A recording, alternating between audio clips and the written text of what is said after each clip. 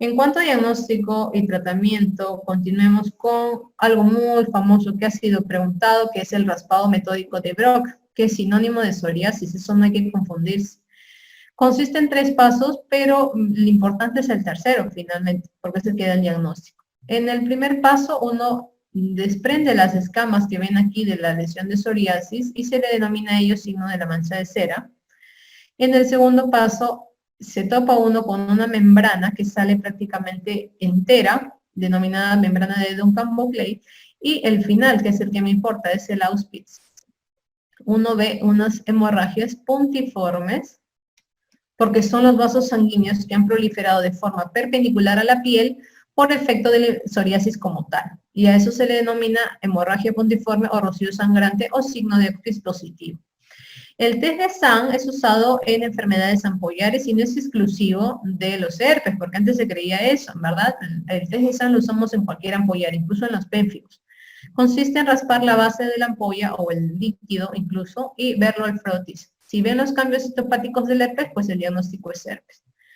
El KOH más cultivo, el KOH es el hidróxido de potasio, que es lo que denominamos frotis directo, es decir, visualizamos al momento la muestra o la escama que se ha tomado como muestra y se le colocan esas gotas de KOH para destruir la queratina y que me permita ver claramente bajo el microscopio la presencia o no de hongos. A eso se lo llama KOH de forma coloquial, pero en realidad se debe denominar frotis directo. Siempre se acompaña eso de un cultivo para ver si creció un hongo a las 3 semanas, por ejemplo. La biopsia de piel también es otra herramienta diagnóstica para ver el pedazo de tejido de la piel que se ha sacado y ver qué es lo que encontramos. En cuanto a terapéutica, recuerden que estas son las estructuras cutáneas, las de más grosor y las de menos grosor. Por ende, si una estructura es de más grosor, es más difícil la penetración de los productos tópicos que se utilicen. De hecho, en las uñas es casi imposible que penetren las lacas y las cremas, sí es imposible, así que nunca intenten usar cremas en las uñas. Para nada, porque no va a servir. Contrario a lo que pasa en las mucosas o en pieles delgadas como el escroto y el párpado. Si ustedes utilizan algún producto muy potente, como un corticoide muy potente, y estas son áreas de piel delgada, va a haber una mayor penetración y hay que tener mucho cuidado con eso. El gráfico nos deja ver cómo, por ejemplo, lo que les mencionaba, ¿no? La palma y la planta son áreas de piel gruesa, porque tienen estrato lúcido y porque tienen una capa córnea muy gruesa, contrario a lo que pasa en los párpados. Y eso es importante un poquito para orientar los tratamientos en cuanto a potencias. Y en cuanto a vehículos, también es importante recordar que para lesiones crónicas o muy antiguas, o áreas de piel muy gruesa, suele ser una buena opción usar vehículos grasos como la pomada o el ungüento.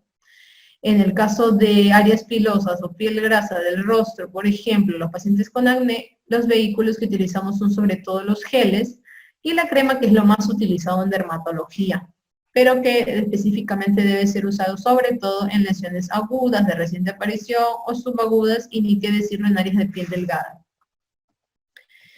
En cuanto a los corticoides tópicos, que son los más utilizados en dermatología, el representante de los de potencia alta tenemos el clobetasol, contrario al de potencia baja, que es la hidrocortisona.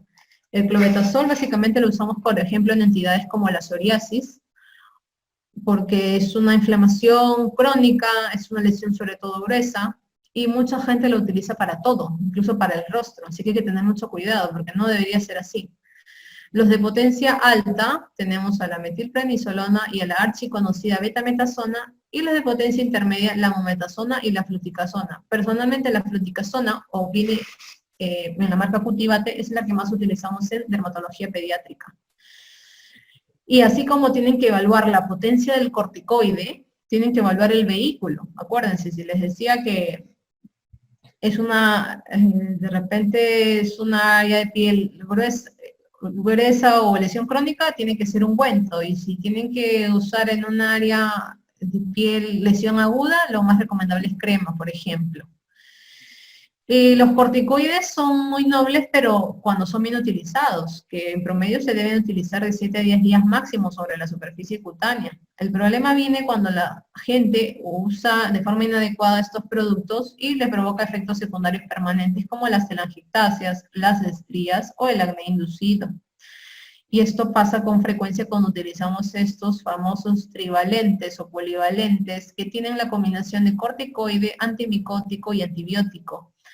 Acuérdense que a veces las personas en un intento de tratar supuestamente algunas micosis, se mandan con un mes de este medicamento tópico y no se dan cuenta que, uno, que no van a curar y dos, que están provocándose efectos permanentes por el corticoide. Así que esto en dermatología jamás se usa. No usen eso para nada. En cuanto a los retinoides, que son otros medicamentos utilizados en dermatología, recuerden que son derivados de la vitamina A. Tenemos los tópicos y tenemos los sistémicos, y más los vemos en acné. De hecho, el producto estrella en acné es la isotretinoína. En el caso de la psoriasis, a veces usamos este, que es también vía oral, y que es el acitretin. Lo importante es recordar los efectos que principalmente se van a producir cuando estos retinoides son ingeridos. La resequedad o cerosis es el efecto más frecuente, de hecho es la regla, que se produzca sequedad cuando un paciente inicia estos medicamentos. Es importante mantener la vigilancia hepática porque puede alterar el perfil hepático y sobre todo lo más importante, lo más frecuente es que puede dar una dislipidemia a predominio de los triglicéridos. Ese es el principal efecto secundario laboratorial de estos retinoides. Y ni qué decir de la teratogenicidad, que es su principal efecto más temido. Así que prohibida la concepción mientras la mujer esté ingiriendo este producto. De hecho, la anticoncepción se debe mantener hasta un mes después de suspendida la isotretinoína, nosotros incluso hasta 3 meses después, y si has ingerido isotretin, hasta 2 años después de su ingesta recién puede gestar. Recomendable no donar sangre durante el tratamiento justamente porque esta sangre le puede llegar a alguna paciente gestante y puede provocarle este efecto de teratogenicidad. Y en cuanto a los antihistamínicos, pongo bien claro acá orales porque en dermatología solamente debemos utilizar los orales y no los tópicos porque provocan estos efectos aun cuando se siguen vendiendo.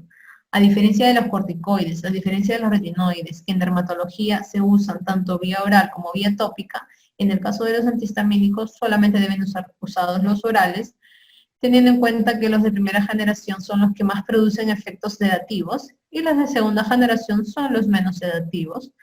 Y tenemos estos ejemplos más utilizados. Recuerden que son antihistamínicos porque bloquean los receptores H1 de la célula endotelial y bloquean finalmente sus efectos, que son la formación del Avon por la transsudación del fluido. Además de que acuérdense que la histamina estimula el prurito picazón y es lo que caracteriza al paciente que tiene ronchas, que le pican.